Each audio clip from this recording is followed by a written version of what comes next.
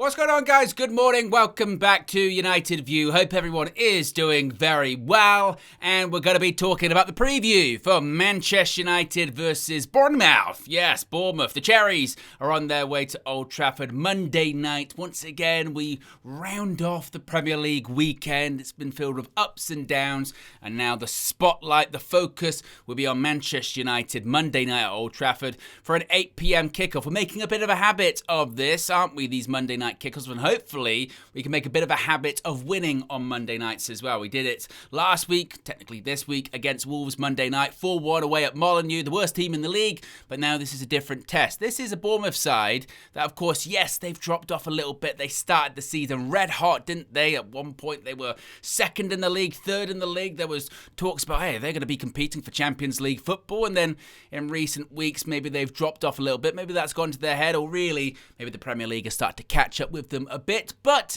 that doesn't really matter too much because regardless of what form Bournemouth have been in, we've struggled against Bournemouth over the last few years, particularly at home and away, frankly, because I was doing my research, because you know me, I always do my research, or I try to. Manchester United are winless in their last 4 Premier League games against Bournemouth. That's drawing 2 and losing 2. That is more winless games than Manchester United had in their first 12 against the Cherries, yes. And as I mentioned, when it comes to them travelling to Old Trafford, well, Bournemouth have won their last 2 Premier League away games against Manchester United, defeating us 3-0 both times. No side, and these kind of stats make me nervous, I'm going to be honest, but no sides have ever won 3 in a row against the Red Devils in the top flight while scoring 3+ goals each time.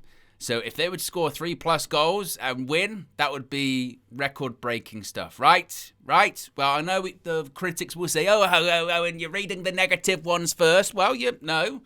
Fair and balanced, that's me. Manchester United, this is a positive statistic, have lost just 1 of their last 9 Premier League games, winning 5, drawing 3, and the only one we lost, of course, was that 1-0 loss against Everton at home, against 10 men. But we've won more points in these 9 games, 18 points, than we had in our previous 17 matches combined. Yes, in our previous 17 matches combined, we had only managed to pick up 16 points. In our last 9 games, we picked up 18 points more than the last 17. That's a pretty incredible stat, isn't it? And when we're talking about progress, what does progress look like? Hey, I think that's a fair one to point to. I still say let's wait to the end of the season when we can really have a proper progress discussion. But if you want to talk about the sort of micro progress or whatever, the step-by-step progress, you can definitively say, well, look, in the last 9 games, we have picked up more points than we did in the prior 17. That smells like progress to me, doesn't it? And maybe it's just because of the performances, the manner of which we've maybe picked up some of these points or dropped some of these points because of the hypothetical, it could have been better, but it could have been worse, I suppose, as well. And as I said, we're going up against a Bournemouth side that we have struggled against in recent years, but they're struggling in general. Bournemouth are winless in their last 6 Premier League matches, drawing 2 and losing 4, last enduring a longer winless streak between December and February in the 23-24 campaign, that being 7 games. So that is something to look at. We are actually in pretty good form, you know, depending on who you talk to and depending on your eyes watching certain points in the match. You may say, are we in form? But the table in terms of points being picked up would suggest yes, and we've got to continue it. It was a it was an up and down game against Wolves on Monday, because we had all those chances in the first half, then we got into halftime 1-1, and we were like, here we go, they haven't scored in 8-9 hours of football, what are we doing? But we ended up actually being quite professional in the second half, didn't we? Being a bit more clinical, taking our chances, doing what was needed to be done, which is positive, which is really, really positive. So I think that the hope would be that continues. As far as team news and team selection and who is going to be available, look, I'll be completely honest with you guys. I'm a straight shooter. You know me. I left this one as long as possible today to record because I knew it was going to be going up Sunday, and I thought, well, I'll leave it. And if we get some kind of confirmation as to these players that are meant to be going to AFCON, whether or not they're confirmed to be in the team or be in the squad on Monday. And as of right now, and this is late Saturday night, I'm recording this, folks. I'm peek behind the curtain here. We still don't know. Now, the most sort of confirmations maybe that we've got from this is that Manchester United have posted pictures. We're really into this territory, posting training pictures.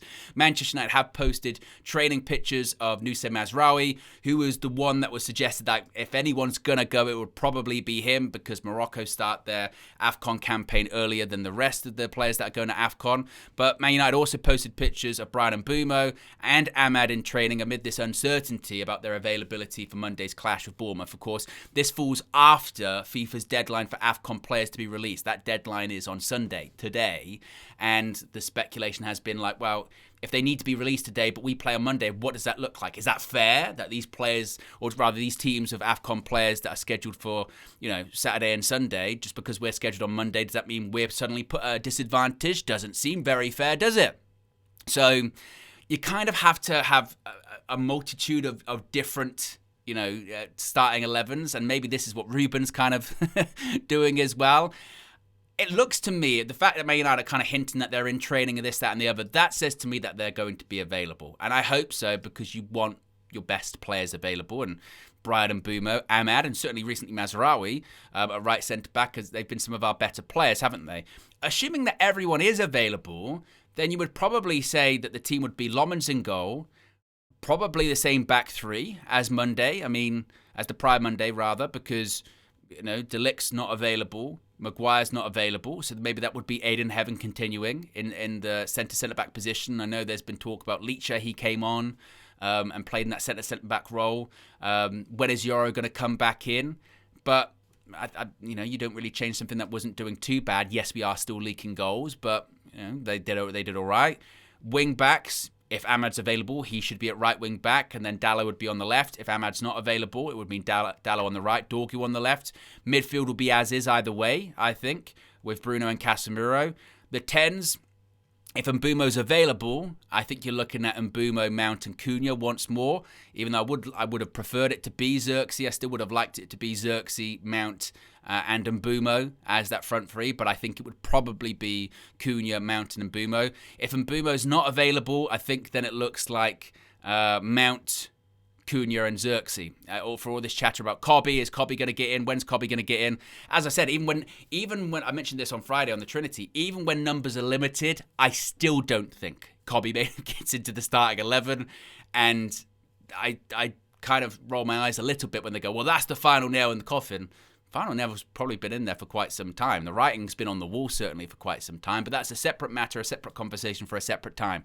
So we're still yet to find out. Hopefully, but maybe by the time this video comes out, it'll be really outdated. You'll be like, oh, and it's all been confirmed. I hope so. And I hope the confirmation is that everyone's available, and we kind of go from the next game, which is against Aston Villa, isn't it? Maybe that's what it's going to be. Time will tell with that one. As far as prediction, and also with the team news, Benjamin Šeško, that's the other one. Benjamin Šeško is coming back from the knee injury.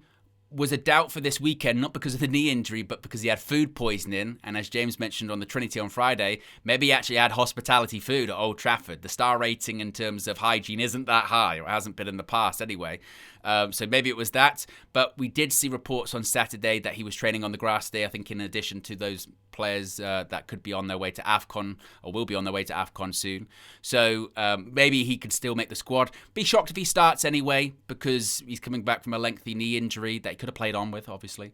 But he's coming back in all seriousness from a lengthy knee injury, so he would make the bench. Maybe he comes on second half as is. So he's got no real push to start, regardless of food poisoning or not. So hopefully he's fit enough to make the bench, and we can build back up his fitness and confidence at the same time.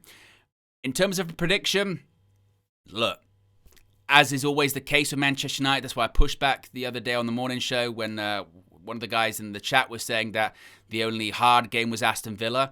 I call bullshit on that one because every game's difficult for us in the Premier League. We've proven nothing's off the table in terms of performance or result. And that's not even necessarily just with us. We've seen Chelsea beat Barcelona and then lose against Leeds the next game. And anything is possible. Anything is possible.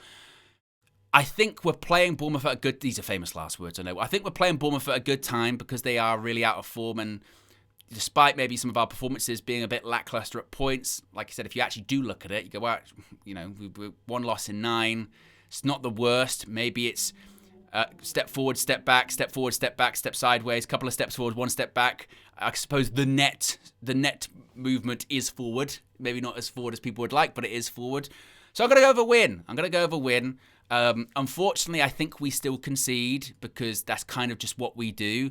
I mean, this was the statistic here. Manchester United kept just one clean sheet in their last 15 Premier League... No, excuse me. Start again, Owen. Manchester United have kept just one clean sheet in their 15 Premier League games this season, with only bottom side Wolves keeping fewer, that being Goose Egg, 0. They've kept 0 clean sheets. We've kept 1. So that's even not like, oh, you're being negative, Owen, again. That's just like we're leaking goals as is. Fortunately, we are scoring goals. And that offsets conceding, Michael Owen punditry. And it's actually quite remarkable that we've only kept 6 clean sheets in the 42 games under Ruben Amorim, with that ratio of 14.3%, the joint 8th lowest of any manager to take charge of 40-plus games at a specific club. I know Asher's barking because it's crazy. We're leaving it in. So I'm going to go with a 3-1. I'm going to go with a 3-1 to Manchester United. We'll be on the match view Monday. I will, with DJ. Flex should be at the ground. He's a bit under the weather, hence the solo in match preview. But if not, he'll be on the match view of us Monday as well. So be sure to join us then. Be sure to smash a like on the like button, guys. Be sure to subscribe. Let me know your thoughts in the comment section below, your predictions in terms of score lines, lineups, and everything else in between. And we'll be back with more content soon. I'm out of here. Peace.